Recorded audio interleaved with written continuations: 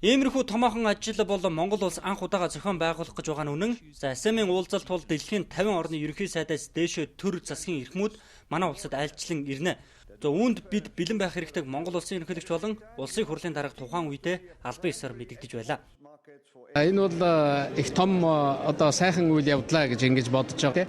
2006 онд авах энэ уулзалт, энэ одоо дээд хэмжээний уулзалт бол маш их одоо тийм чухал уулзалт байгаа. Ягаад гэвэл ой давхцаж байгаа.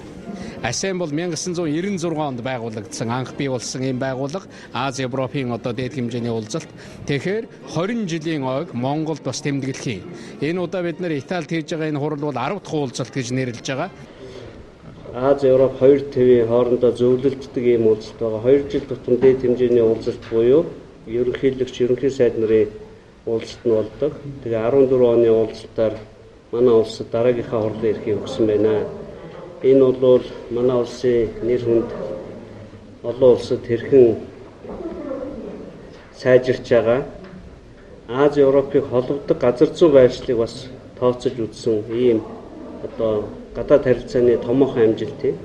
Саяхан 2 хөршөлтөөгөө бид 5 шугам хоолой явуулах тухай ярьж ирсэн бол одоо Аз Европын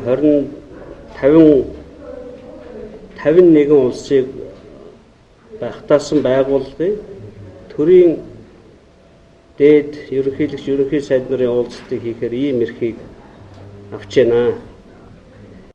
Нисгэн онгоцны буудлын багтаамж, зочид буудлын үйлчилгээний хүртээмж гих зэрэгт гадныхан дүн 50 нь дэлхийн 50 улсын төр засгийн тэргүүнүүдээс гадна улс бүрийн бизнесийнхэн болоод эдийн засагчид, улс төрчид нь дээд хэмжээний уулзалтуудад оролцдог гэдгийг сануулах зүйтэй юм а. Улс төржилт АСЕАН-ыг тойроогүй гэдгийг хэлэх зүйтэй. Тэгэхээр улс төржилтгүйгээр энэ асуудлыг орхихыг намуудад уриалах зүйтэй. За бид дэлхийн 50 орны хэвлэл мэдээллийн хараанаас бултах аргагүй юм а.